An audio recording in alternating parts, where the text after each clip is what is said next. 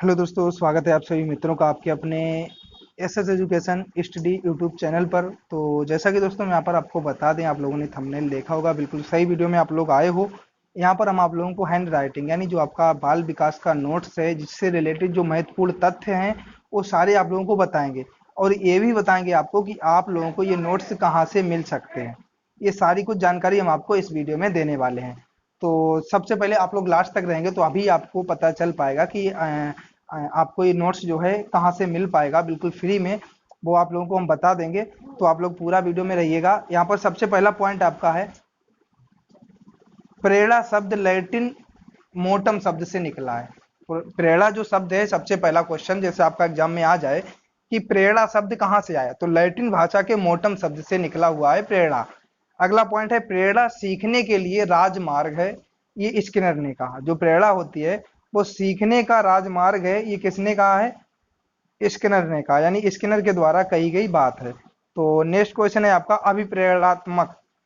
थोड़ा पहले पेन छोटा करते हैं यार, काफी बड़ा हो गया है। हाँ, अब सही है। अभिप्रेरणात्मक चक्र के 3 प्रमुख क्रमिक कदम कौन कौन से होते हैं? नंबर 1 आवश्यकता, 2 अंतर्नोद, 3 प्रोत्साहन या लक्ष्य। तो आप लोग याद रखना, अंतर्नोद होता क्या है? आवश्यकता उत्पन्न होने पर व्यक्ति की क्रियाशीलता बढ़ जाती है तथा पहले से अधिक सक्रिय एवं तनावग्रस्त मालूम पड़ता है, ये होता है अंतर्नोद। और अप्रेरणा क्या होती है? अप्रेरणा जो है वो चरित्र निर्माण में सहायक होती है। अभिप्रेरणा चरित्र निर्माण में सहायक होती है। अब थार्नडाइक का प्रयोग आपसे एग्जाम में पूछ दिया जाता है कि थार्नडाइक ने किस पर प्रयोग किया था, तो आप लोग आंसर क्या करके आएंगे? थार्नडाइक ने जो प्रयोग किया वो बिल्ली के ऊपर किया था, आप लोग याद रखिएगा। अगला है, प्रेरक हमारे व्यक्तित्व की आधारशिला समझे जाते हैं। जो प्रेरक हैं ये हमारे व्यक्तित्व की आधारशिला समझे जाते हैं। तो आप लोग याद रखना, अप्रेरणा की विधियां, प्रभावी अधिगम प्रभावशाली प्रेरणा पर निर्भर करता है। ये किसने कहा? फ्रेंडसन ने कहा। अब विधियां कौन कौन सी हैं ये आप लोग देख लीजिए। नंबर 1 है पुरस्कार एवं दंड। नंबर 2 आपकी जो दी गई है वो आपकी है प्रशंसा एवं निंदा। 3 है रुचि एवं अरुचि। 4 है सफलता एवं असफलता। 5 है प्रतियोगिता एवं सहयोग। और 6 है कक्षा का वातावरण। 7 है आवश्यकता का ज्ञान। 8 है प्रगति का ज्ञान। और 9 है आकांक्षा का स्रोत या स्तर। और 10 है आपका नवीनता। ये आपकी विधियां हैं अप्रेरणा की। तो आप लोग याद रखिए, कहीं आपसे पूछ दिया जाए निम्नलिखित में से जो दी गई विधियां हैं किसकी विधियां हैं, तो आप लोगों को जैसे 3 विधियां इसमें से दे दी जाए और आपसे पूछा जाए तो आप लोग क्या करके आएंगे? अप्रेरणा की विधियां। अब अप्रेरणा के स्रोत क्या क्या है ये जान लेते हैं। दंड है, प्रोत्साहन है, आकांक्षा और उत्तेजना, ये अभिप्रेरणा के स्रोत होते हैं।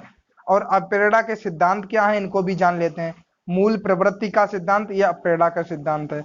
सक्रियता का सिद्धांत, संतुलन स्थैर्य का सिद्धांत, चालन का सिद्धांत, मेस्लो का प्रेरणा सिद्धांत और मरे का आवश्यकता सिद्धांत। आप लोग याद रखना, अप्रेरणा के 2 प्रकार हैं, एक आंतरिक अप्रेरणा, एक बाह्य प्रेरणा। आप लोग ये भी याद रखना, प्रेरणा के प्रकार 2 प्रकार हैं।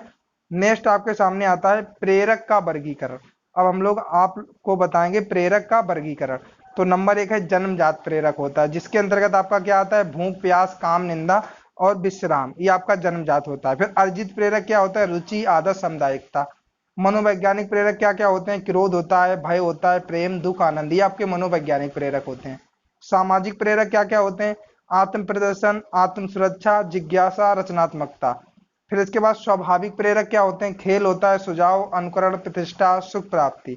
और कृत्रिम प्रेरक क्या होते हैं? दंड होता है, प्रशंसा, पुरस्कार, सहयोग, व्यक्तिगत व सामाजिक कार्य की प्रेरणा, ये आपके होते हैं कृत्रिम प्रेरक।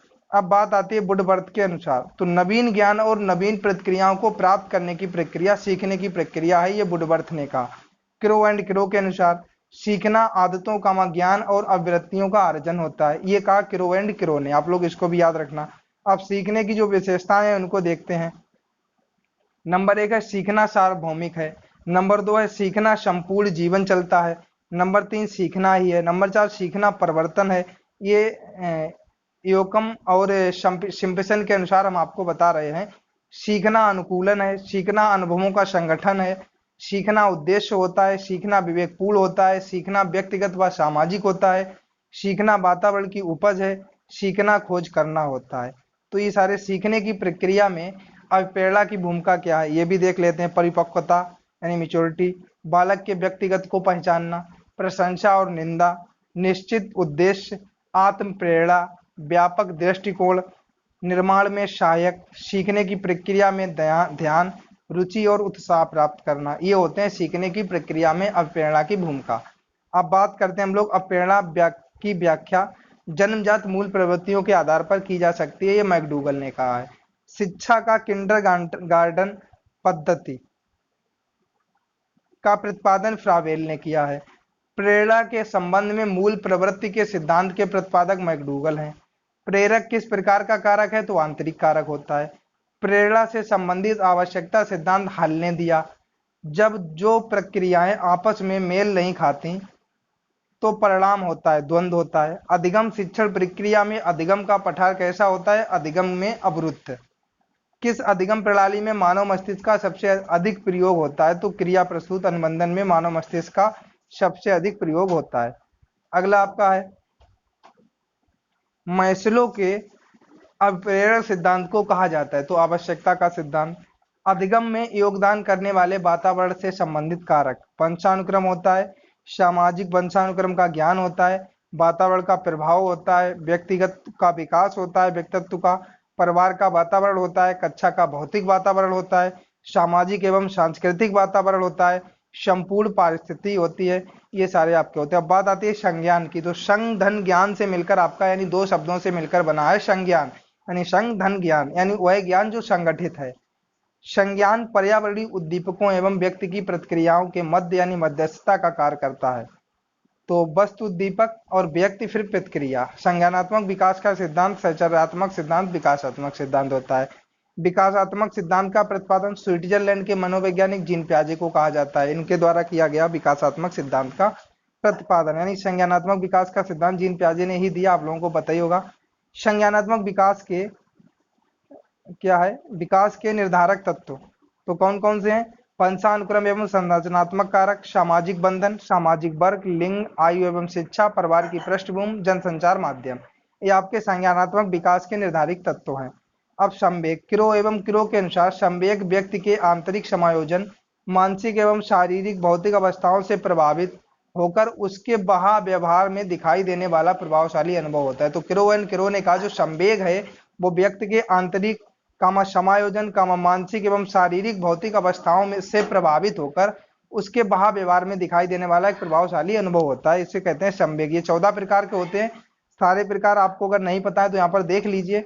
भय होता है, वात्सल्य होता है, घृणा होता है, कामुकता होता है, करुणा व दुख होता है, आत्महीनता होता है, क्रोध होता है, आत्मा विमान होता है, अधिकार भावना होता है, भूख होता है, अमोद, कृतिभाव, आश्चर्य, एकाकीपन। ये आपके होते हैं 14 प्रकार के संवेग। संवेगों का शिक्षार्थी पर धनात्मक व ऋणात्मक दोनों प्रभाव पड़ते हैं। संवेग के जो प्रभाव पड़ते हैं व्यक्ति के ऊपर पॉजिटिव भी पड़ते हैं, नेगेटिव भी पड़ते हैं। मानव विकास के क्षेत्र मनोवैज्ञानिक, संज्ञानात्मक, संवेगात्मक और शारीरिक, ये मानव विकास के क्षेत्र होते हैं। संज्ञानात्मक विकास का अर्थ यानी अभियोग्यता का विकास, यही होता है संज्ञानात्मक विकास का अर्थ। संवेगात्मक विकास में किस अवस्था में तीव्र परिवर्तन होता है, तो आपका आंसर रहेगा किशोरावस्था में। संज्ञानात्मक मानचित्र का प्रत्यय दिया तो पियाजे ने दिया। संवेग तथा उससे जुड़ी हुई स्वताचालित वायुमंडल की सहानुभूति की जो होती है वो क्रियापूर्ण की आपातकालिताओं के लिए तैयार करते हैं, ये फैनन ने कहा। शिशु क्रोध एवं प्रेम में अंतर करने लगता है, ये 6ठे मास में होता है। बालक अपने व्यवहार को सामाजिक स्वीकृत चाहता है, तो किशोरावस्था में। जो शिशु होता है वो क्रोध एवं प्रेम यानी आप अगर छोटे बच्चे को आंख दिखा दो या उसे हंस के बात कर दो तो मतलब ये 6ठे महीने में जब बच्चा हो जाता है 6ठे महीने का तो वो ये बातें समझने लगता है। संवेगात्मक विकास में किस अवस्था में सबसे कम परिवर्तन होता है, तो आंसर रहेगा शैशवावस्था में। अगला, शिशु में सर्वप्रथम दृष्टिगोचर होने वाला संवेग क्या होता है, तो आंसर रहेगा सामान्य उत्तेजना। नेक्स्ट है संवेग अवप्रेरकों का भावात्मक पक्ष है, ये किसने का, बर्नी ने कहा। तो दोस्तों यहाँ पर हमने बहुत सारी चीजें आपको बताई जो आपके एग्जाम्स के लिए काफी इंपॉर्टेंट थी। अगर आपको वीडियो अच्छा लगा हो तो चैनल को सब्सक्राइब करना, बेल आइकन को प्रेस करना। हम आपको मिलते हैं नेक्स्ट वीडियो में, इसी के आगे का टॉपिक लेके आएंगे आपके लिए। अगर आपको अच्छा लगे तो चैनल को सब्सक्राइब जरूर करना, क्योंकि आपको हर एक वीडियो की नोटिफिकेशन जो है मिल पाए। अपने दोस्तों को भी बताइए, उनको शेयर करिए। थैंक यू दोस्तों, मिलते हैं नेक्स्ट वीडियो में। जय श्री कृष्ण, जय माता दी।